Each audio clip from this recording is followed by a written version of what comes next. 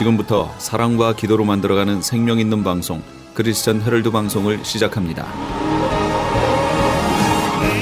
매일 새벽 4시, 매일 밤 11시 하루의 시작과 마무리를 함께하는 크리스천 헤럴드 방송은 크리스천 헤럴드 신문과 TV 그리고 가장 인기 있는 기독교 정보를 담고 있는 홈페이지 aktv1810.com과 함께 오늘도 성실하게 여러분 곁에 함께할 것입니다. 하나님께서 선물로 주신 오늘 하루를 크리스천 헤럴드 방송과 함께 소망으로 열면서 오늘도 하나님을 섬기며 영혼을 사랑하시는 복된 하루가 되시기 바랍니다.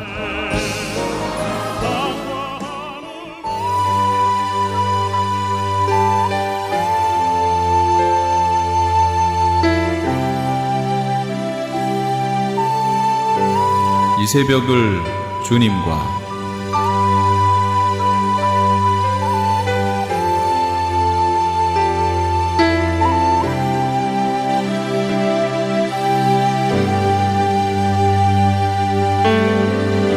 AM 1650을 통해 남가주 전역에서 그리고 인터넷을 통해 전 세계에서 듣고 계시는 크리스천 헤럴드에서 보내드리는 이 새벽을 주님과 애청자 여러분, 밤새 평안하셨습니까? 이 새벽을 주님과의 정영철 인사드립니다.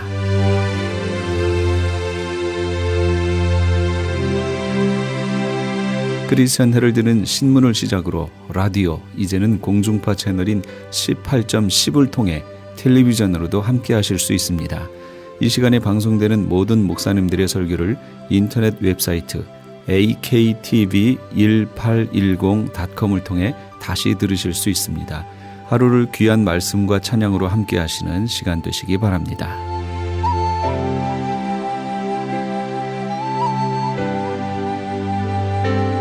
이 시간은 프레이즈 교회의 계시록 강의 시간입니다.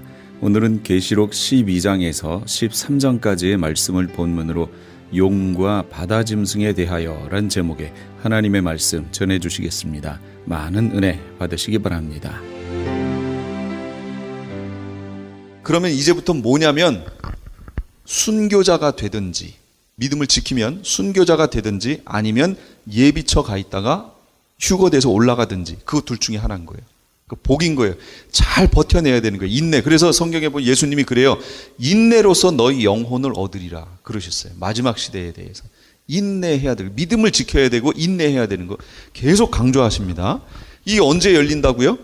14장 13절에 보면 또 내가 들으니 하늘에서 음성이 나는데 기록하라. 지금 이후로 주 안에서 죽는 자들은 복이 있도다. 왜 주 안에서 죽는 자들이 복이 있어요? 이게 후 3년반 얘기하는 거예요. 이제부터 죽으면 뭐에 들어가요? 순교자로 들어가 버려요. 그러니까 그 앞에 있는 황충의 재앙까지 잘 버텨내야 돼요. 그럼 이제 죽음 낙원의 문은 닫히고 우린 순교자 아니면 휴거자로 들어가는 거예요. 그러면 음부는 어떻게 될까요? 음부는 쭉 진행됩니다. 끝까지 진행됩니다. 자, 이렇게 돼 있어요. 자, 그다음 네 번째, 용이 하는 또 네 번째 일, 예비처로 가는 성도들을 공격합니다. 흐름을 보세요. 잘 보세요. 첫 번째는 누구를 공격했냐면 아이를 삼키려고 했죠. 아이, 그러니까 하나님의 종들을 삼키려고 했어요. 그들을 공격하려 했어요. 그게 안 되니까 이제는 그 아이를 낳은 여자, 교회를 공격하려고 했어요. 그게 안 됐어요. 그러니까 이제 이 여자가 어디로 갔냐면 그 공격을 피해서 예비처로 갑니다. 그렇죠?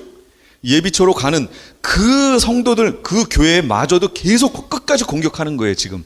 하늘에서 전쟁에 져서 내려왔더니 여기에 바로 그 아이를 낳은 교회가 있어서 그 교회를 공격을 합니다. 황충의 재앙으로. 근데 이들이 이제 황충의 재앙이 끝날 지점에 예비처로 도망가는 거예요. 그걸 보고 끝까지 쫓아가는 거예요, 지금. 그래서 그걸 끝까지 공격을 해요. 그 공격하려고 하는 내용이 12장 15절 16절. 여자의 뒤에서 뱀이 그 입으로 물을 강같이 토하여 여자를 물에 떠내려가게 하되. 공격하는 거예요. 어떻게 됐어요? 땅이 여자를 도와서 그 입을 벌려 용의 입에서 토한 강물을 삼켜버려요.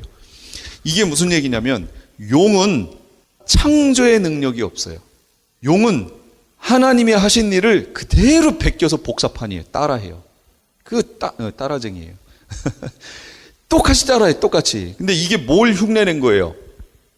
예전에 홍해 사건에서 그 용의 백성이었던 애굽 군대가 어떻게 망했죠? 그렇죠. 물에 수장돼서 다 죽어버렸어요. 그걸 시험하다가 물이 와서 덮쳐가지고 다 죽어버렸어요. 용이 얼마나 화가 났을까요? 화가 났죠? 그러니까 하나님의 백성들도 똑같이 물로 쓸어버리고 싶었던 거예요. 여기서 물로 쓸어버리려고 했죠. 그런데 이제는 역전이 돼요. 옛날에는 물이 벌어져서 하나님의 백성들을 살리고 그들을 물로 덮어버렸는데 이제는 물로 덮으려고 그러니까 땅이 벌어지더니 물을 삼켜버리는 거예요. 그래서 하나님 백성들이 살아나요. 따라서 해봤지만 안 돼요. 아까 그랬잖아요. 용은 자기 때를 알고 뭘 하고 안 돼요. 하나님하고 게임이 안 돼요. 싸움이 안 돼요. 지혜가 벌써 차이가 나는데 땅이 벌려서 그 물을 다 흡수하는 바람에 교회가 멀쩡하게 보존됩니다. 대단한 일이죠. 정말 감사할 일이에요.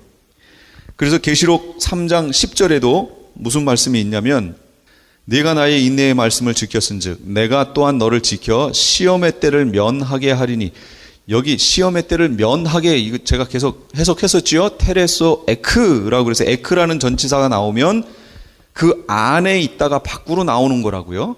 들어가지 않고 빠져나가는 게 아니라 안에 있다가 밖으로 나오는 거다라고 했죠. 바로 하나님이 어떻게 이 시험의 때에 하나님의 백성들을 보호하시고 지키셨냐. 그 예가 바로 여기 예비처 사건인 거예요. 환난 중에 안에 들어가 있죠. 그런데 환난이 시작되고 어려움이 닥치니까 하나님이 거기서 하나님의 백성들을 빼내서 다른 곳에 갖다 놓고 이들에게는 환난이 닥치지 않게 막아서 보호하시는 모습. 이게 바로 시험의 때를 면하게 하리니 라는 말이에요. 시험의 때에 너를 지켜주리니 라는 말이에요. 사실 이게 해석이 잘못됐다고 제가 그랬죠. 시험의 때에 너를 지켜주겠다라는 거였어요.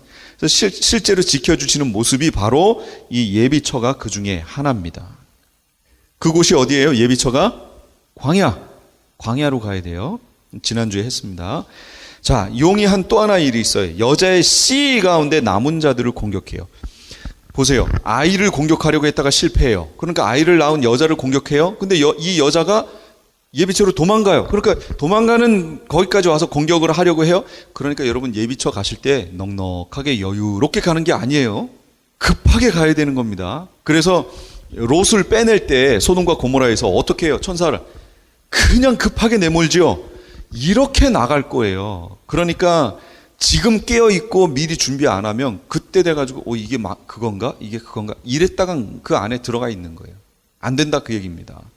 깨어있다가 이게 하나님의 역사구나, 하나님이 나를 여기로 가라고 하시는구나를 깨닫는 순간 그냥 바로 가야 됩니다. 망설일 것도 없어요. 그런 상황이 올 거예요. 거기로 갑니다.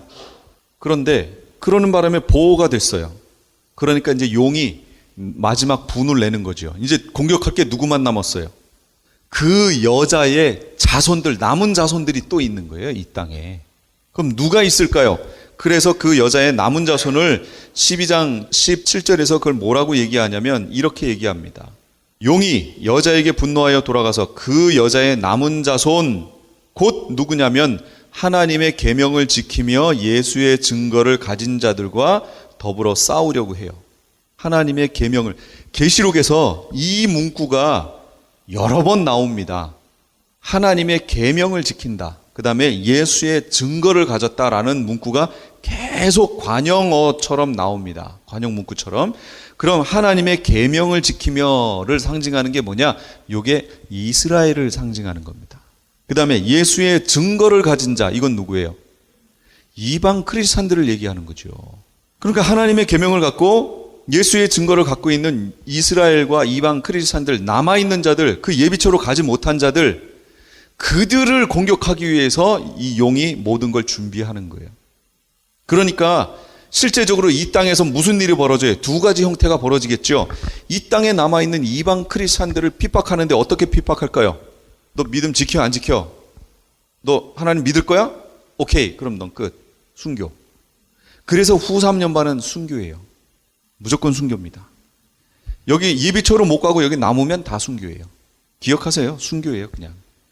그 다음에 저기 중동 지역에 남아있는 또 있죠. 남은 자손 누구예요? 이스라엘 남아있잖아요. 이스라엘은 안 간다고 그랬잖아요. 이스라엘이 남아있는데 이 이스라엘에 대해서는 스가랴 14장에 13, 14장에 나온다고 그랬죠. 이 기간에 전반부에 3분의 2라고 하는 숫자가 다 죽어요. 그리고 3분의 1이 남는데 그 3분의 1을 하나님이 정금과 같이 나오게 연단해서 만든다고 그랬잖아요. 그리고 이들이 그 메시아를 이제 드디어 대망하고 기다리는 상태로 하나님이 만드시겠다는 거예요. 그 기간이 바로 여기 용에 의해서 핍박을 받는 기간입니다. 그런 상태가 될 거예요. 근데 이 용의 정체가 뭐예요? 알고 봤더니 용, 옛뱀, 곧 마귀, 사탄이라고도 하는 온천하를 꿰는 죄예요. 왜 옛뱀이에요? 옛날에 뭐 했어요? 이 뱀이. 바로 그 뱀이었다는 거예요. 그게 이 용이라 그 얘기예요. 마귀, 사탄이라고도 부르는 거예요. 이게 놓이면 하는 일이 있어요. 온천하를 꿰는 거예요. 미혹하는 거예요. 이게 용의 하는 일이에요. 그러니까 용은 놓이면 꿰는 작업이에요. 놓이면 꿰는 작업. 이게 용이 하는 일이에요. 자, 뒤편 마지막 페이지. 이건 시간 되는 데까지 그냥 하다가 마치겠습니다. 이건 다음 주랑 연결되는 거라서 미리 여러분들이 성경을 보시고 준비하시라고 미리 보여드리는 거예요. 이제 13장으로 넘어가는 겁니다. 이거는 이제 짐승 얘기예요. 이 용이 아까 남은 자손들을 공격하려고 바닷가 모래 위에 딱 서서 뭘 불러 올리냐면 바로 그 짐승을 불러 올리는 거예요. 이제 짐승을. 자, 그 모습이에요. 한 짐승이 바다에서 한 짐승이 나오는데 뿔이 10이요 머리가 7이라. 누구 닮았어요? 용 닮았어요. 이게 그 뿔에는 10 왕관이 있고 머리들에는 신성모독하는 이름들이 있더라. 뿔에 10 왕관이 있어요. 아까 용은 어디 있었죠? 용은 머리에 왕관이 있어요. 그래서 전체적인 시대를 지배해 나가는 건 누구라는 거예요? 용이 주도해 나간다 그 얘기예요. 용이 주도해서 나가는데 이 뿔이라는 건 무슨 얘기가 되냐면 애굽, 아수르, 바벨론, 메데파사, 헬라, 로마, 짐승 나라가 있죠. 7개가 있으면 뿔이라는 거는 그 마지막 나라인 짐승의 나라에서 왕, 10 왕이 나온다 그 얘기예요. 이게 뿔을 얘기하는 거예요. 뿔은 권세를 상징하는 거예요. 그래서 보통 다른 때는 왕이 없었나요? 있었죠.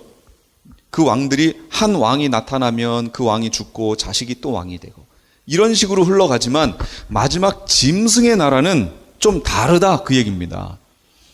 그 시대가 10 왕들이 나타나는 시대라는 거예요. 이 10 왕들이 나타나서 짐승의 국가를 이룬다 그런 얘기예요. 그러니까 현재까지 이거에 가장 근사치로 가 있는 게 어딘가요? 지금 이 지구상에 지금 현재요. 여러 나라들이 대통령 또는 수상이 각 나라의 수장이겠죠. 그들이 연합해서 하나의 어떤 이 세력을 이루고 있는 그 형태, 요게 어딘가요, 지금? 유럽에 있는 EU라든지 이런 게 그렇죠. 그래서 어떤 사람들이 바로 짐승의 국가는 EU다라고 얘기하는 이유가 그것 때문에 하는 거예요. 그것 때문에. 그러나 아직 모릅니다. 그러니까 그 말로 치면 교황이 적그리스도가 될 수 있을까요, 없을까요? 없다, 있다, 말이 나오는데 교황은 적그리스도가 아닐 겁니다. 제가 단정 짓지는 못해요. 아닐 겁니다. 그럼 교황은 뭐가 될 거냐? 만약 교황이 굳이 뭐가 돼야 된다면 거짓 선지자의 역할을 하게 될 겁니다.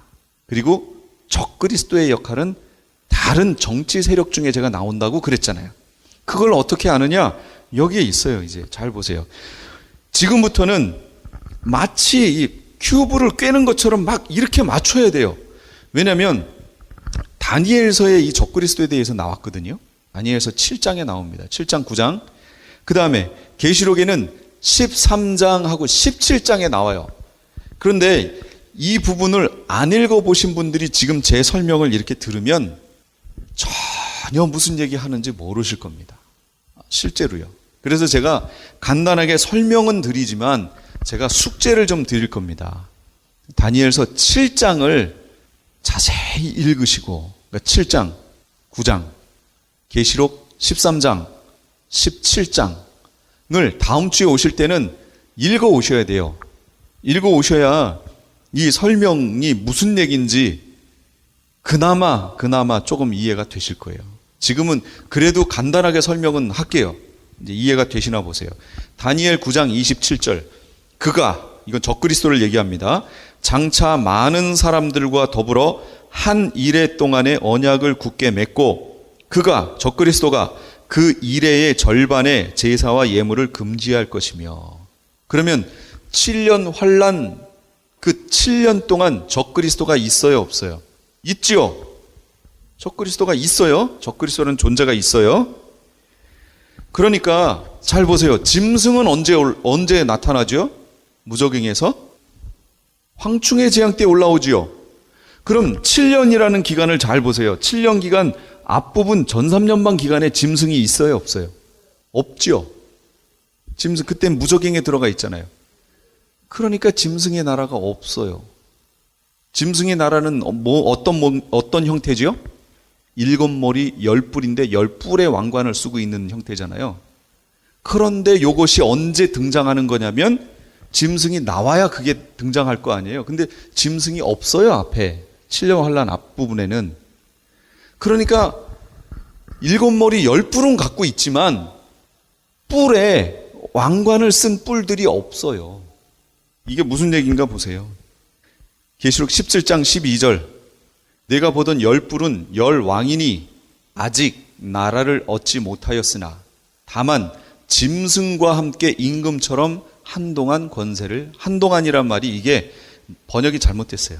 잠시, 1시간 동안이라는 말이에요. 그게 그러니까 잠시 동안 받으리라. 몇 년이요? 3년 반. 그거밖에 안 돼요. 짧아요.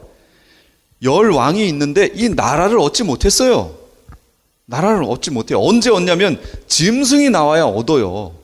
짐승과 함께. 여기 짐승과 더불어 그랬잖아요. 짐승이 나와야 나라를 얻는다고요. 그러니까 지금 7머리 10뿔이라는 걸 말할 수 있어요, 없어요? 지금 없어요. 그러니까 뭐라고 지금 얘기할 수 없다 그 얘기예요, 지금. 그러나 형태를 갖고 있어요. 분명히 용이 그 형태를 말해주거든요. 마지막 머리에 왕관을 쓰고 있는데 10뿔이 달렸어요. 그럼 이때 쓰고 있던 이 왕관이 상징하는 게 뭘까요? 요게 적그리스도예요. 적그리스도는 7년 동안 있다고 그랬잖아요. 계속. 아까 이 다니엘 9장에 보면 들어갈 때부터 이미 언약을 맺고 들어가잖아요. 그러니까 적그리스도가 있다는 얘기죠, 지금. 적그리스도는 있는데 짐승의 나라는 아직 완성이 안 된 거예요. 나타나지 않았어요. 후 3년반 갔는데 왜 이 적그리스도의 형태가 바뀔까요? 왜?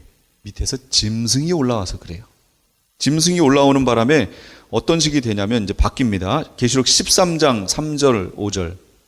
그의 머리 하나가 상하여 죽게 된 것 같더니 그 죽게 되었던 상처가 나음에 온 땅이 놀랍게 여겨 짐승을 따르고. 머리가 상했다고요? 머리가 뭐였죠? 그 시대를 지배하는 거였잖아요. 시대. 애굽, 아수르, 바벨론, 메데파사 쭉쭉쭉. 마지막 머리면 몽고예요. 그러면 짐승의 나라였잖아요. 근데 아직 짐승은 없었으니까 짐승의 나라라 할 수는 없지만 마지막에 등장할 짐승의 나라의 전 세력인 거죠. 전 세력. 이제 글로 가게 될. 그런데 이 머리에 수장격인 적그리스도가 죽게 돼요. 죽게 된 것 같더니 그랬죠. 죽을 위치에 처하게 됩니다. 무슨 일이 벌어졌는지는 모르겠어요. 그런데 7년 환란 기간 동안에 쭉 평화의 언약을 맺고 쭉 오다가 황충의 재앙이 있는 그때쯤에 아마도 이 적그리스도를 싫어하는 어떤 무리들이 있는 것 같아요. 그 무리들에 의해서. 그리고 또 하나가 있습니다. 이게 더 중요한 역할이에요. 이제 설명을 잘 들어보세요. 아무래도 그려서 하는 게 이해가 더 쉬우시겠죠. 7년 환란이 쭉 있습니다. 이렇게. 근데 여기 반이에요. 여기 5개월 전 황충의 재앙입니다. 여기가. 짐승이 여기로 이제 밑에서 올라왔어요. 용은 밑으로 떨어지고. 적그리스도는 이미 여기서 활동을 시작했어요. 활동을 쭉 시작해서 여기까지 갑니다. 근데 적그리스도가 여기 어느 지점에서 죽지는 않는데 죽음 직전까지 가요. 여기 있는 말씀을 쭉 보면 머리가 상하여 죽게 된 것 같더니 그랬잖아요. 죽지는 않았어요. 근데 거의 죽었어요. 이제 죽은 거예요. 죽은 거나 다름없어요. 그러면서 여기에 가서 후 3년반에 가서 새로운 세계, 용의 시간이니까, 용이 자기 때가 얼마 남지 않은 그걸 말할 때 용의 시간이에요. 여기가 아예 주어졌어요. 그런데 여기에서 이 부분에 용이 밑으로 떨어졌단 말이에요.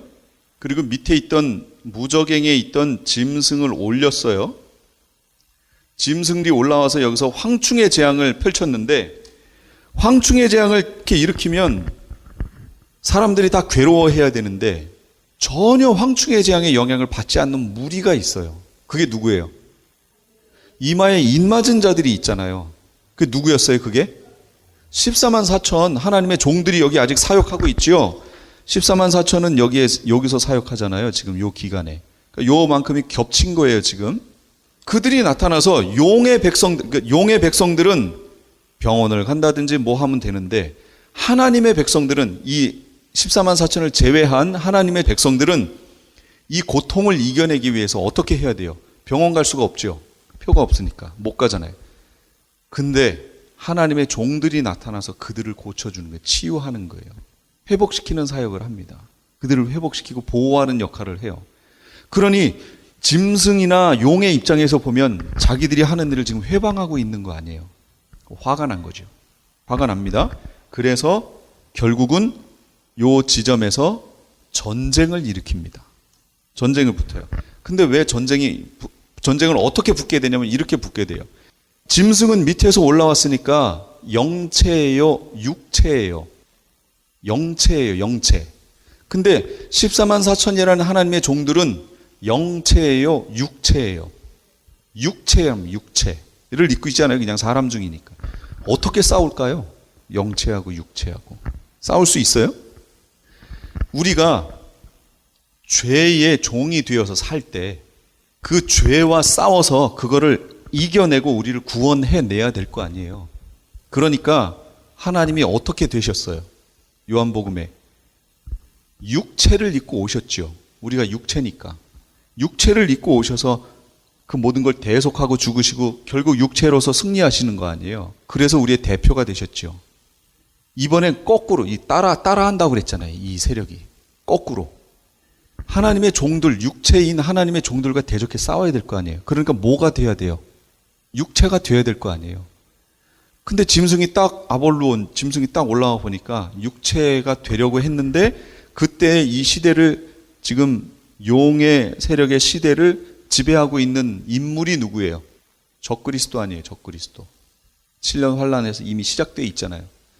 그러니까 이 짐승이 적그리스도에게로 들어가는 겁니다. 그래서 적그리스도가 전 3년 반과 후 3년 반의 정치 스타일이 바뀌어버려요. 완전히 바뀌어요. 전 3년 반은 평화라는 걸 주장하면서 나타나지만 후 3년 반은 짐승표를 시행하며 그런 거 안 하면 다 죽여버리잖아요. 그냥 완전히 바뀌어버립니다. 스타일이. 왜 바뀌어요? 이때 바뀌는 거예요. 짐승이 거기에 들어가는 거지요. 그래서 하나님의 종들과 싸웁니다. 하나님의 종들과 전쟁을 한다라고 하는 내용이 나오지요. 전쟁을 합니다. 그런데 그 전쟁에서 어떻게 돼요? 누가 이겨요? 그들이, 주의 종들이, 하나님의 종들이 그 증언을 마칠 때 무저갱으로부터 올라오는 짐승이 그들과 더불어 전쟁을 일으켜 싸웠어요. 누가 이겼어요? 그들을 이기고 그들을 죽일 터예요. 그들이 여기서 누구였어요? 두 증인 14만 4천 하나님의 종들을 이 무저갱에서 올라온 짐승이 이겨버립니다. 그리고 죽입니다. 그래서 이 선지자들이 어떻게 돼요? 나중에 3일 반 후에 하늘로부터 생기가 와서 그들을 살려내고, 그래서 결국 그들이 보는 앞에서 이리로 올라오라 함을 듣고 하늘로 올라가잖아요. 그래서 사람 중에 처음 익은 열매가 바로 이들이 되는 거라고 그랬죠. 그런데 이들은 이렇게 해서 죽어서, 이거는 이들이 힘이 약해서 죽은 게 아니에요. 사역의 기간이 끝났기 때문에 불러 올라가신 거예요. 그런데 이들의 능력이 어땠어요? 대단하지 않았어요? 그들이 권능을 가지고 하늘을 닫아 그 예언을 하는 날 동안 비가 오지 않게도 하고, 또 권능을 가지고 물을 피로 변하게 하고 아무 때든지 원하는 대로 여러 가지 재앙으로 땅을 쳐요. 누구든지 그들을 해하고자 하면 반드시 그들이 죽임을 당해요. 이 능력을 갖고 있어요, 하나님의 종들이. 근데 무적행에서 올라온 이 짐승이 와서 싸움이 붙었던 거 아니에요. 근데 하나님의 종들은 때가 됐기 때문에 죽었지만 이들의 능력이 대단했죠. 그러니까 그 짐승, 빙의됐던 그 짐승은 어떻게 될까요? 그 적그리스도는 그도 치명상을 입게 되는 거예요. 그래서 그 치명상을 입은 것이 바로 그 머리 하나가 상하여 죽게 된 것 같더니, 머리 마지막 7번째 머리잖아요. 이게 상하면 어떻게 돼요? 짐승의 국가는 없는 거예요. 이게 거의 죽을 지경이 됩니다. 하나님의 종들은 때가 다 돼서 올라간 거고, 이건 치명상을 입는 거죠. 죽음 직전까지 간 거예요, 전쟁을 통해서. 그랬는데 그 죽게 됐던 상처가 나아요. 그걸 보고 온 땅이 어떻게 돼요? 여태까지 온 땅은 그 하나님의 종들의 두 증인의 사역을 보고 하나님의 백성들은 좋아했고, 이 땅 백성들은 괴로워했어요. 괴롭게 한다고 그랬잖아요. 괴로워했는데 이 짐승이 나타나서 그와 싸웠는데 이 하나님의 종들은 죽고 부활해서 올라갔지만 이 짐승마저도 죽을 것 같았는데 갑자기 이 짐승이 살아났잖아요. 그럼 사람들이 어떨까요? 이미 우리는 믿는 성도들은 다 예비처로 가버렸고, 여기 남아있던 이들은 누구예요? 온 땅이 놀랍게 여겨 짐승을 따르고 할 때 이 온 땅은 누굴까요? 용의 자녀들인 거죠. 이 땅에 남은 신앙이 없는 이들은 그걸 보고 이 짐승을, 이 적그리스도를 놀랍게 여기는 거예요. 와, 신적인 존재인 거예요. 그들이 봤을 때는. 다 죽었다가 이제 살아났잖아요. 여기까지 이해가 되세요? 그냥 말로 제가 지금 풀어가는 거예요. 그런데 이 상황을 다니엘 7장에서는 뭐라고 나오냐면, 그래서 7장을 읽어보시라고 제가 말씀을 드리는 겁니다. 거의 죽었는데 7장에서는 이렇게 표현해요. 내가 그 뿔을 유심히 보는 중에 10뿔이에요, 10뿔. 다른 작은 뿔이 그 사이에서 나더니 첫 번째 뿔 중에 셋이 그 앞에서 뿌리까지 뽑혔으며, 이 작은 뿔에는 사람의 눈 같은 눈들이 있고 또 입이 있어 그 큰 말을 하였더라. 그게 바로 제가 여기 팔이라고 쓴 거, 그게 그 장면이에요. 10개의 뿔이 있어요. 원래는 10개. 그랬는데 이 적그리스도가 거의 죽었다가 다시 살아나죠. 이거에 일조를 했던 어떤 새 왕이 있는 것 같아요, 여기에 지금. 그러니까 이 적그리스도가 나오면서 그 새 왕이 반역한 것을 보고 이걸 뿌리채 뽑아버립니다. 그냥 왕권을 완전히 산산조각 내는 거죠. 그러면서 그 새 왕을 뽑아버리고 자기가 거기에 등장하는 거죠. 계시록 17장 11절에는 그걸 뭐라고 얘기하냐면, 전에 있었다가 지금 없어진 짐승은 8째 왕이니 7 중에 속한 자라. 8째 왕인데 7 중에 속한 자래요. 이게 되게 어려운 말이었어요, 사실은. 8째 왕이에요, 8번째 왕. 그런데 사실은 적그리스도는 언제부터 있었어요? 그 앞에 이미 7번째 그 나라에 속해 있던 자였잖아요. 그러니까 8번째 왕이지만 7 중에 속해 있는 자예요. 그러니까 그걸 뭉뚱그려서 그걸 마지막 7번째 머리라고 얘기하는 거예요, 그게. 그래서 마지막 7머리에 10개의 뿔이 나 있는 형태로 우리가 지금 보고 있는 겁니다. 이게 이해가 되세요? 이게 되게 복잡한 건데 그나마 지금 제가 설명했어요. 근데 요거는 성경을 보셔야 돼요.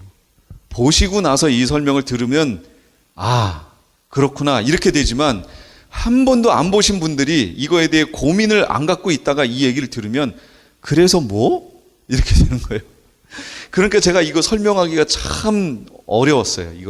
저는 이걸 계속 보니까 이걸 어떻게 하면 쉽게 설명을 해야 되고 해서 그림으로 그리고 막 이랬지만, 이걸 설명을 받는 분들이 이거에 대한 궁금증이 있었어야 하는데, 없는 상태에서 제가 설명하려니까 참 어려운 겁니다.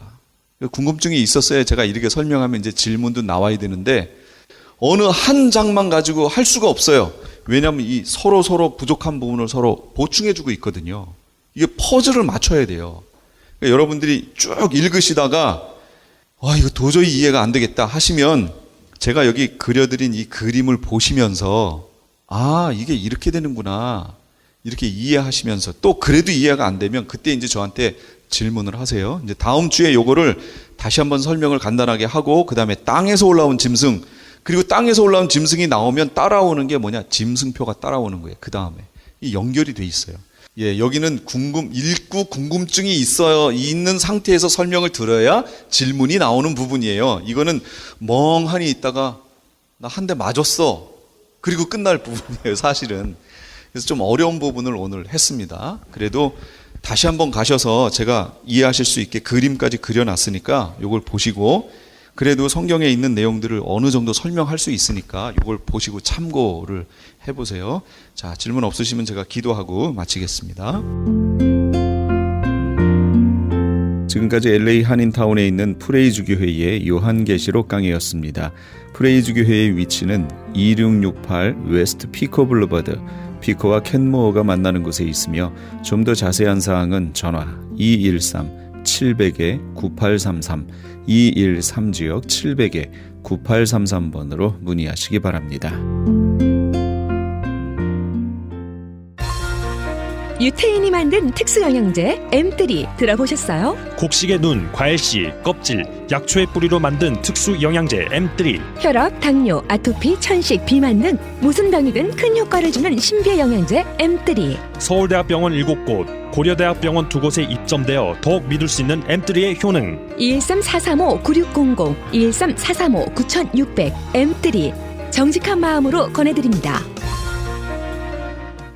안녕하세요. 폴선입니다. 건강보험회사들의 플랜이 해마다 바뀌는 것 아시죠? 10월 15일부터 12월 7일까지 새로운 보험에 가입하거나 변경하여 본인에게 적합한 플랜을 찾아야 합니다. 메디케어만 갖고 계신 분, 어드밴테이지 플랜을 갖고 계신 분은 무료 상담 받으세요. 수호천사보험 시니어 전문 보험 라이센스 에이전트 폴선 213-503-6897, 213-503-6897. 상담은 주 7일 오전 8시부터 오후 8시까지 TTY 1800-735-2929. 아니 당신 미장원 다녀왔어? 헤어스타일이 확 바뀌었네. 홈쇼핑월드 차홍 고데기로 마술을 부렸지. 홈쇼핑월드 차홍 고데기. 차홍 허니앤비 샴푸로 머리 감으면서 차홍 헤어두피 마사지를 쓰면 머릿결이 너무너무 부드러워지고 한 움큼씩 빠지던 머리카락도 눈에 띄게 덜 빠져. 차홍 고데기 너무 좋아. 그럼 그 웨이브 머리도 당연하죠. 3, 4분이면 이렇게 풍성한 웨이브 머리를 만들 수 있다고요. 너무 이쁘다. 어디서 샀어? 홈쇼핑월드. 가격 만족, 품질 만족, 행복한 쇼핑. 활가와 웨스턴 홈쇼핑 월드.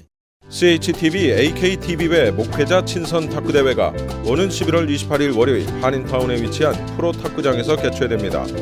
이번 행사는 CHTV AKTV의 채널 18.10 런칭과 함께 특별히 개최하게 되었으며 행사 수익은 홈레스 사역을 위해 사용될 예정입니다. 이번 행사에 참가하시는 목회자분들께 상금은 물론 참여하신 모든 분들께는 추첨을 통해 푸짐한 경품을 받을 수 있는 기회를 드립니다.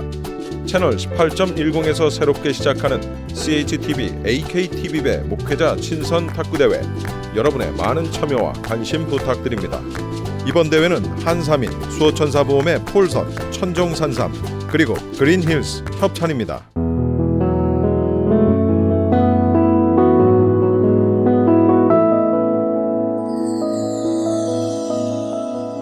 지금 여러분께서는 AM 1650과 인터넷을 통해 미 전역과 전 세계로 방송되는 크리스천 헤럴드의 이 새벽을 주님과 일부 함께하고 계십니다. 방송 시간과 설교 편성표는 크리스천 헤럴드 신문 주간 편성표나 홈페이지 aktv1810.com에서 확인하실 수 있습니다. 계속해서 주님의 영광교회 신승훈 목사님께서 시편 136편 1절에서 26절까지의 말씀을 본문으로 감사는 찾고 표현하는 것입니다 라는 제목의 하나님의 말씀 전해주시겠습니다. 많은 은혜 받으시기 바랍니다. 다 같이 감사는 찾는 것입니다. 감사는 찾는 것입니다. 감사는 표현하는 것입니다. 감사는 표현하는 것입니다. 이런 제목으로 은혜를 나누기 원합니다. 골로새 3장 우리 15절 말씀 같이 읽어보죠. 시작. 너희 마음을 주장하게 하라. 그리스도의 평강이 너희 마음을 주장하게 하라.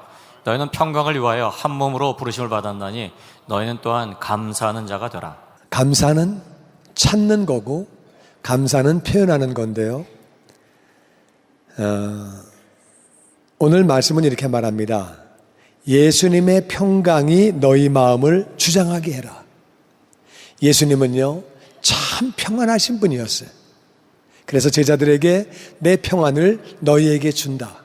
예수님이 평안하실 수 있는 상황이 아니거든요. 예수님은 첫 번째로 많은 사람들이 예수님을 잡아 죽이려고 했어요. 모든 관리들이, 높은 사람들이, 바리새인들이, 사두개인들이, 제사장들이, 장로들이 예수님을 죽이려고 했어요. 예수님은 가진 게 없었어요. 예수님은 가난하셨거든요. 남들이 잡아 죽이려고 하고 가진 게 없고 그러면 어렵지요. 예수님은 마음이 참 평안하셨어요. 제자들이 뭐 확확 변해가지고 막 할렐루야 그런 상황이 아니고 제자들이 잘 변화가 되지 않는 그런 상황인데도 예수님 마음이 평안하셨어요. 그래서 나의 평안을 너희에게 준다. 세상이 줄 수 없는 평안을 주신다고 말씀하셨어요. 그래서 예수님의 평안이 우리 마음을 주장하게 하래요. 예수 믿는 사람이 평안해야지 전도가 되는 거지, 믿는 사람이 늘 불안하고 늘 염려하고 그렇게 하면은 누가 우리에게 그렇게 예수를 믿고 싶겠다고 다가오고 우리 믿는 예수님을 어떻게 전할 수 있겠어요? 예수님 평강이 우리 마음을 주장하는 건 얼마나 중요한지 몰라요. 너희는 평강을 위하여 한 몸으로 부르심을 받았대요. 평안하려고 예수 믿는 거지요. 불안하려면은 뭐 예수 믿고 불안이 충만하면 그게 뭐예요? 평안하려고 믿는 거지. 예수 믿는 사람에게 평안은 얼마나 중요한지 몰라요. 그래서 우리는 평안하려고 부르심을 받았는데 너희는 또한 감사하는 자가 되래요. 이게 무슨 말이냐? 감사할 때 평안이 넘치는 줄로 믿습니다. 감사와 평안은 같이 가는 거예요. 감사하면은요, 우리 마음이 평안해져요. 감사할 때. 그래서 감사하는 자가 되라는 거예요. 이것은 뭘 많이 가졌기 때문에 감사하기보다는 그냥 감사하는 거죠. 감사하는 자가 되는 거죠. 우리가 어떻게 감사할 수 있느냐? 받은 복을 헤아리면서, 받은 은혜를 헤아리면서 우리가 감사를 찾으면서 우리가 감사하다 보면 감사할 게 많이 있다고 말이에요. 사람은요, 없는 것을 자꾸 보면서 원망하고, 없는 것을 보면서 불평하고, 없는 것을 보면서 불안해하고, 그러지 말고 받은 것을 헤아리면서 감사하라고 그렇게 말씀하고 있습니다. 감사할 때 평강이 넘치는 거거든요. 평강이 넘치면 나에게 좋은 거지요. 평강이 넘칠 때 영육 간의 강건함이 임하게 되고 정말 환경이 복을 받게 되고 너무 좋은 거지요. 시편 50편은 이렇게 말합니다. 같이 읽어보죠. 시작. 감사로 제사를 드리는 자가 나를 영화롭게 하나니 그의 행위를 옳게 하는 자에게 내가 하나님의 구원을 보이리라. 아멘. 하나님은 감사로 하나님 앞에 예배드리는 사람, 감사로 제사를 드리는 사람이 하나님을 영화롭게 한다. 감사할 때 아버지가 영광 받으시는 줄로 믿습니다. 하나님을 감사할 때, 감사한 마음으로 예배를 드릴 때 하나님이 영광을 받으시는 거예요. 우리 정말 생각해 봐요. 나를 이 땅에 보내주신 것도 정말 감사하고, 그리고 내가 죄인 되었는데 지옥에서 영원히 살 수밖에 없는데 아들 예수님을 보내주시고 십자가에서 대신 죽으시게 하시고 얼마나 감사한 일이에요. 그 예수님 믿음으로 구원받게 해주시고 모든 죄를 다 용서받게 해주시고 얼마나 감사해요. 정말 하나님 너무 감사하지요. 그 감사한 마음을 담아서 예배를 드릴 때에 아버지 영광 받으시는 줄로 믿습니다. 아멘. 감사로 제사를 드리면 그 자가 나를 영화롭게 하는 거다. 하나님은 그거를 너무 기뻐하시거든요. 그리고 그의 행위를 옳게 한다는 말은 하나님을 감사한다 그 말이에요. 하나님을 감사하는 자에게 내가 하나님의 구원을 보여준다. 우리는 영원히 구원받았지만 여전히 구원받을 것들이 많이 있어요.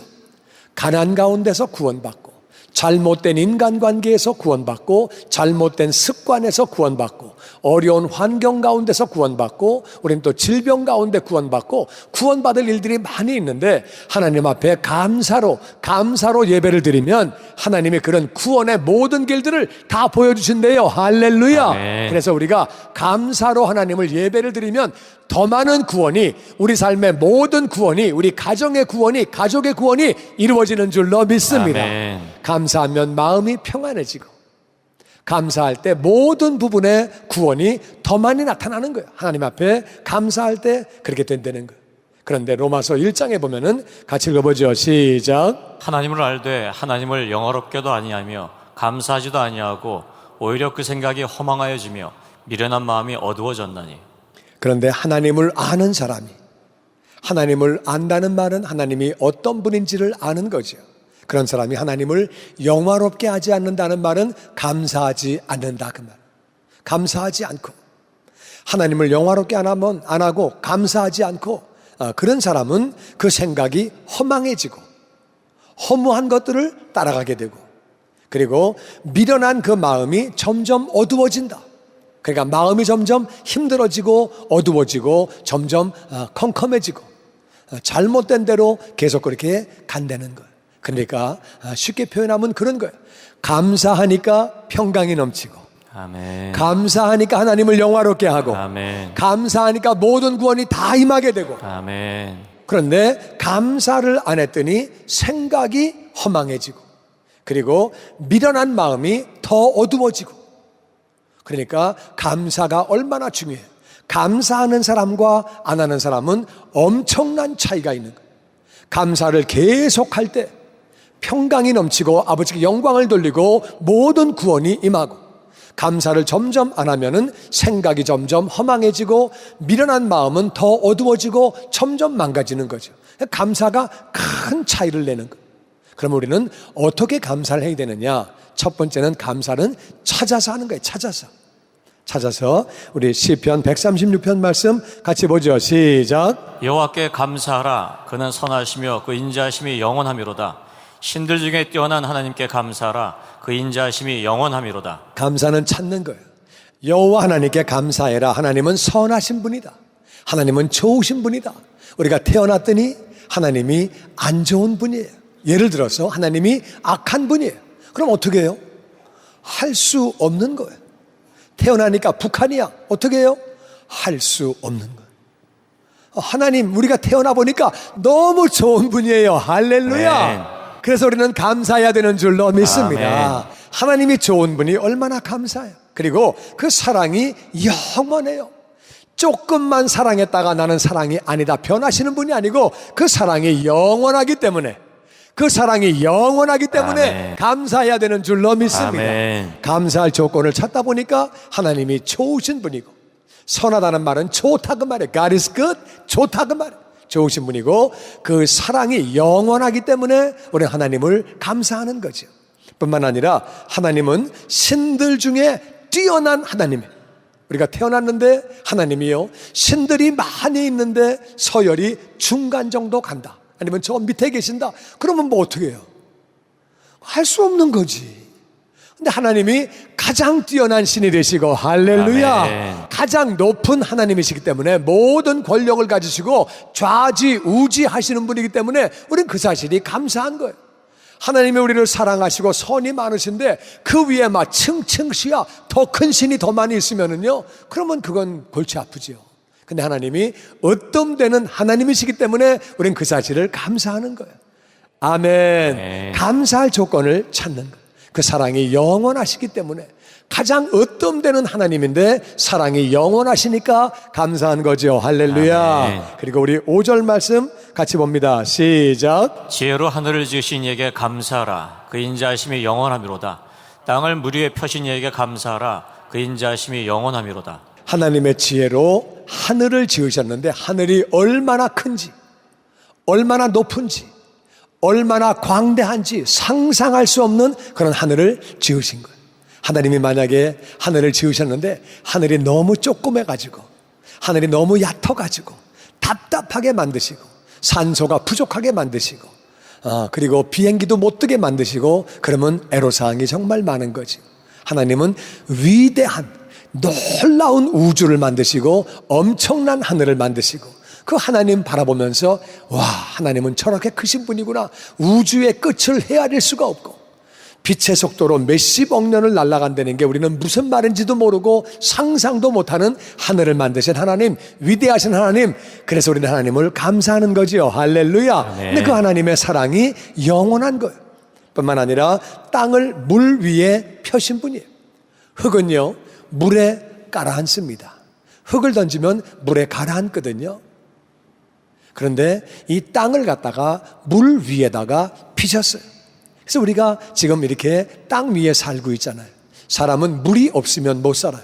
물을 마셔야 되고, 물에서 나오는 식물이 나오고, 동물들이 그 물을 먹고 또 식물들을 먹고 살고, 우리는 또 그 식물과 동물들을 먹고 삽니다. 물이 없으면 사람이 살 수 없거든요. 그런데 물 위에서는 사람이 못 살아요. 땅이 있어야 되는 거예요. 땅이 있어야 농사도 짓고 땅 위에 살게 되는데, 하나님이 물을 만드시고 그 위에다가 흙을 갖다 위에다가 올리셔가지고 살 수 있도록 만드신 거예요. 우주선이 다 날아다니면서 물이 있는 행성을 찾지만 찾지 못합니다. 물이 있는 게 너무 감사한 일이고, 그 위에 또 흙이 있는 것도 감사한 일이고, 이것을 감사할 조건을 찾는 거예요. 물이 있고 그 위에 땅이 있고 우리가 그 위에 발을 디디고 살고 있으니까 그것도 감사한 거죠. 땅이 없어봐요, 물이 없어봐요, 우리 살기 정말 어렵죠. 못 사는 거죠. 감사할 조건을 찾아서 감사하는 거예요. 8절 말씀 같이 보죠. 시작. 해로 낮을 주관하게 하신 이에게 감사하라. 그 인자하심이 영원하미로다. 달과 별들로 밤을 주관하게 하신 이에게 감사하라. 그 인자하심이 영원하미로다. 낮에는 해가 떠가지고 다 밝고, 밝으니까 우리가 일할 수 있고 농사 질 수 있고 어디를 갈 수 있고, 밝으니까 너무 좋지요. 또 태양에서 에너지가 나와가지고, 그래가지고 식물들이 자라고 우리는 에너지를 받아가지고 우리가 건강하게 되고, 태양이 있으니까 너무 감사한 거예요. 그래서 낮에 해가 있는 것도 감사한 일이고, 또 밤에는 잠을 자야 되는데 해가 계속 있으면 못 자는 거지. 하나님이 밤에는 해를 딱 감춰주시고, 그렇게 해서 밤에 또 너무 깜깜하면 넘어질 수 있고, 또 그럴 수 있으니까 하나님이 달을 만들어 주시고, 또 별을 만들어 주셔가지고 적당하게 보일락말락 해가지고 잠잘 수 있게 만들어 주시고, 또 달들이 점점점 차고 기울어지는 모습 가운데서 절기를 헤아릴 수 있도록, 농사를 지을 때는 씨를 뿌려야 되겠네, 밭을 갈아야 되겠네, 김을 매야 되겠네, 추수해야 되겠네, 이걸 보게 만드시고, 별들이 있기 때문에 밤에도 내가 지금 북쪽으로 가는구나, 남쪽으로 가는구나, 방향을 알 수 있게 해주시고, 또 밤에 별이 있으니까 심심하지 않지요. 그렇게 별이 없으면 별 볼 일이 없거든요. 그래가지고 별을 보게 만들어 주시고, 하나님이 그렇게 밤에 가만히 생각해 보세요. 달과 별이 있는 것도 감사한 일이, 정말 감사하지요. 그리고 그 다음에 13절 말씀 같이 봅니다. 시작. 홍해를 가르신 이에게 감사하라. 그 인자하심이 영원하미로다. 이스라엘을 그 가운데로 통과하게 하신 이에게 감사하라. 그 인자하심이 영원하미로다. 인생을 살아가면서 앞에는 홍해가 놓여 있고 뒤에는 애굽 병정이 따라오는데, 그러면 살 길이 없는 거죠. 그렇게 어려움 가운데 있었지만 하나님께서 홍해를 갈라주시고 기적을 경험하게 하시죠. 우리가 신앙생활하면서 하나님이 어려운 중에 기적을 경험하게 하시고 홍해가 갈라지는 거 얼마나 감사한 일이에요. 그렇게 어려움 가운데 구원해 주시고, 그래서 그 이스라엘을 그 가운데로 통과하게 해주시고, 우리가 신앙생활하면서 기도의 응답을 받고 하나님이 은혜를 부어주시죠. 기도 응답 받은 거, 하나님이 나를 어려움 가운데서 내가 실수를 했음에도 불구하고 하나님이 나를 인도해 주시고 도와주시고 어려움 가운데 나를 구원해 주시고, 그런 경험들이 얼마나 많이 있냐 그 말이에요. 그것들을 바라보면서 우리가 감사를 해야죠. 그것들을 우리가 찾아서 우리는 감사를 해야 되죠. 뿐만 아니라 우리 같이 13절 말씀, 우리 11절 말씀 같이 봅니다. 시작. 이스라엘을 그들 중에서 인도하여 내신 이에게 감사하라. 그 인자하심이 영원하미로다. 그의 백성을 인도하여 광야를 통과하기 이에게 감사하라. 그 인자하심이 영원하미로다. 이스라엘은 애굽에서 종살이 하고 있었어요. 종은 인권도 없고, 정말 종은 서러운 게 종이고 살기 어려운 게 종인데, 그 종들을 하나님이 구원해 주셨어요. 우리는 세상의 종이었어요. 세상을 따라가고, 우린 본질상 진노의 자녀고, 우린 다 과거의 마귀의 자녀들이었어요. 근데 하나님께서 우리를 그렇게 예수님의 보혈로 구원해 주셨어요. 할렐루야. 아멘. 이 얼마나 감사한 일이. 우리를 그렇게 하나님이 구원해 주셔서 지옥 갈 수밖에 없는 인생들을 천국 갈 수 있도록 인도해 주시고, 얼마나 감사해요. 뿐만 아니라 그의 백성들을 인도해서 광야를 통과하게 하셨어요. 광야는요, 광야는 마실 물이 없고 거기는 농사를 짓지 못하고 사람이 살지 못하는 곳이 광야예요. 우리가 이 땅을 살아가는 동안에 하나님이 먹을 거 다 먹여주시고 입을 거 입혀주시고, 우리가 옷 만들었습니까? 우리가 신발 만들었습니까? 우리가 쌀을 만들었습니까? 우리가 꽁치를 만들었습니까? 우리가 만든 거 아무것도 없다 그 말이에요. 하나님이 다 그렇게 광야를 통과할 수 있도록 은혜를 부어주시고 아멘. 가나안으로 인도해 주시고, 아멘. 얼마나 감사한 일이에요. 정말 하나님이 그렇게 구원해 주시고 우리를 인도하시는 것 다 감사한 일이지요. 뿐만 아니라 우리 23절 말씀에 같이 읽지요. 시작. 우리를 비천한 가운데서도 기억해 주신 이에게 감사하라. 그 인자하심이 영원하미로다. 모든 육체에게 먹을 것을 주신 이에게 감사하라. 그 인자하심이 영원하미로다. 우리가 잘난 거 아니거든요. 우리가 뭐 특별히 잘나고 우리가 뭐 엄청 똑똑하고 뭐 정말 하나님 앞에 뭐 좋은 일을 많이 하고 착하고 뭐 그런 게 아니고, 우린 다 부족한 인생들이고 죄인들이었는데 하나님이 우리를 기억하시고 우리를 구원해 주신 거지요. 할렐루야. 아멘. 얼마나 감사해요. 모든 육체에게 먹을 거를 주셨다. 우리가 1년 동안 얼마나 많이 먹었어요. 정말 많이 먹었습니다. 그 먹는 것들 하나님이 다 공급해 주시고, 우리는요, 우리가 먹은 치킨 한 마리 우리가 만들 수 없어요. 우리가 소 한 마리 만들 수 없어요. 우리는 생선도 만들지 못해요. 우리가 하는 거 아니에요. 우리가 물론 돈 주고 사 먹었지만은 우리가 그거를 만들려고 하면은 우린 못 만드는 거예요. 우리가 입은 옷도 마찬가지고 모든 것들도 하나님이 먹을 거를 다 그렇게 공급해 주신 거지요. 얼마나 감사해요. 마실 물도 주시고 정말 하나님이 다 그렇게 은혜를 부어주셨지요. 그래서 우리는 어떻게 감사해야 되냐? 감사는 찾는 거예요. 감사는 찾는 거예요. 해가 있는 것도 감사하고 달이 있는 것도 감사하고 땅 위에 내가 서 있는 것도 감사하고, 감사할 거는 다 찾는 거예요. 근데 마귀는 없는 것을 자꾸 보게 해요. 마음을 불편하게 만들고 원망하게 만들고 불평하고 자꾸 감사하지 못하게 그렇게 만드는 거죠. 감사하면 평강이 넘치는데, 감사하면 아버지를 영화롭게 하는데, 감사하면 모든 구원이 임하는데, 불평함으로 점점 어리석어지게 만들고 어둡게 만들고 감사를 못함으로 망가지게 만드는 거예요. 나는 저와 여러분이 받은 복을 헤아리며 감사하게 되기를 주의 이름으로 아멘. 축원합니다. 제가 얼마 전에 전 세계 인구가 100명이라고 하면 그런 영상을 봤거든요. 이 영상은요, 만든 지 조금 시간이 됐어요. 시간이 지났기 때문에 그 숫자는 조금 다르고 옷 입은 건 조금 과거에 만든 거지만 그 퍼센티지는 지금하고 거의 비슷합니다. 거의 비슷한데, 그것들을 보면서 저는 나는 이렇지 않으니까 감사해 이렇게 비교해서 그렇다는 게 아니라, 전 세계 인구를 100명으로 보았을 때 전 세계는 어떤 상황인가? 우린 정말 감사할 조건들이 많이 있음에도 불구하고 감사를 잘 할 줄 모르는 우리들을 발견하면서 우리가 감사하자는 마음으로 이 영상을 한번 같이 보기를 원합니다. 감사는 찾는 것입니다. 찾아서 감사하는 거거든요. 우리 첫 번째는 감사를 찾을 수 있어야 돼요. 이 지구의 현실을 볼 때는요, 정말 어려운 나라들이 많고 어려운 민족들이 많습니다. 죄를 지은 결과지요. 에덴 동산을 쫓겨난 결과지요. 하나님은 어려운 가운데 하나님께로 돌아오라고 어려움을 허락하신 거지요. 그런 중에 우리는 정말 이 미국 땅에서 복된 삶을 살고 있는데, 그런데도 마귀는 우리가 없는 것을 보게 해서 감사한 마음보다는 안 그런 마음을 갖게 하는 경우가 많지요. 감사하면 평강이 넘치는데, 감사하면 아버지께 영광을 돌리게 되고 더 많은 구원들이 우리에게 임하게 되고 하나님의 뜻이 이루어지는 복된 삶을 사는데, 나는 저와 여러분이 찾아서, 정말 찾아서 받은 복을 헤아리며 감사하게 되기를 주의 이름으로 축원합니다. 아멘. 감사는 찾는 거예요. 그래서 우리는, 제가 얼마 전에 어떤 분 그 글을 읽었거든요. 이게 전 세계에 수입이 그런 웹사이트가 있는데 그 웹사이트 이름을 잊어버렸어요. globalincome.com인가 하여튼 뭐 글로 들어가면은 내가 받는 월급을 집어넣으면은 전 세계에 몇 프로인가가 나온대요. 몇 프로에 속하는지. 그래가지고 그분이 3,000불 자기 월급을 넣었더니 0.75%, 3,000불 월급은 전 세계에서 1% 안에 들어가는 그러한 수입이었어요. 이분이 깜짝 놀랐다는 편지를 보내주더라고요. 그러니까 우리는 정말 우리가 전 세계 1%에 들어가는 그런 뜨뜻한 물로 목욕할 수 있고 자동차가 있고 복된 환경에 살면서 우리는 사실 많은 경우 그런 거를 잘 깨닫지 못하고 알지 못하는 경우가 있죠.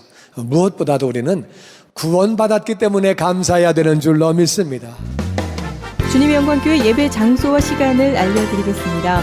주일 예배와 금요 예배는 글로리 비전 센터에서, 수요일에는 홉센터에서 예배를 드리고 있으며 장소는 1801 사우스 그랜드 애비뉴, 워싱턴과 그랜드가 만나는 코너에 위치하고 있습니다.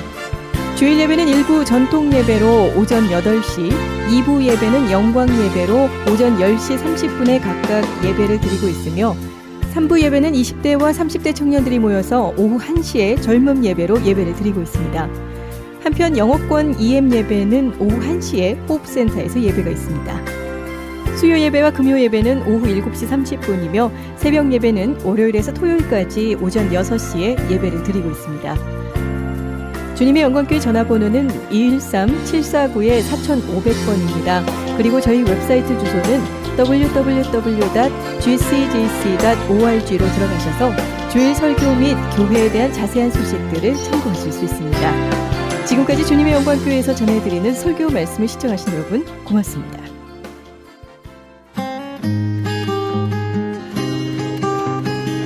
교계 게시판.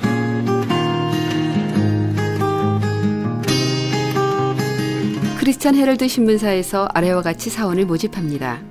모집 분야는 편집기자, 취재기자, 객원기자, 그리고 광고사원입니다. 크리스천 헤럴드에서 함께 일하시기 원하시는 분은 전화 213-353-0777, 213지역 353-0777번으로 연락주시거나 이메일 press@christianherald.com으로 연락주시기 바랍니다. 크리스천 헤럴드에서 TV 채널 18.10 변경 기념 크리스천 헤럴드 AKTV배 목회자 친선 탁구대회를 개최합니다. 경기 방식은 단식 토너먼트로 진행되며 시상은 1등부터 3등까지 상금과 상품이 주어집니다. 참가비는 개인당 20불이며 장소와 일시는 2500 웨스트 8가에 위치한 프로탁구장에서 11월 28일 월요일 오전 11시입니다. 협찬 수익금은 홈리스 사역에 사용됩니다. 좀 더 자세한 사항을 알기 원하시는 분은 전화 213-353-0777, 213지역 353-0777번으로 연락주시거나 크리스천 헤럴드 홈페이지 aktv1810.com을 참고하시기 바랍니다. 미주 한인 기독교 문인협회 출판 기념회 및 시와 정신, 신인상 시상식이 11월 1일 목요일 오후 6시 30분에 용수산 식당에서 있습니다. 이번 시와 정신 신인상 수상자는 크리스천 헤럴드 편집국장인 이성숙 시인입니다. 좀 더 자세한 문의는 626-833-2564, 626지역 833-2564번으로 문의하시기 바랍니다. 미주 크리스천 문인협회에서 백훈 소설가를 강사로 12월 송년회 및 특강을 엽니다. 일시는 12월 3일 토요일 오전 10시에서 12시 30분까지며 장소는 롯텍스호텔입니다.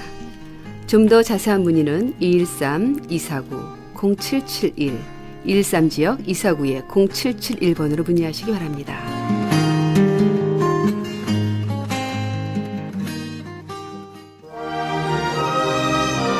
지금까지 지내온 것 함께 하시면서 이 새벽을 주님과 1부 여기서 마칩니다. 잠시 15 후에 2부에서 돌아오겠습니다.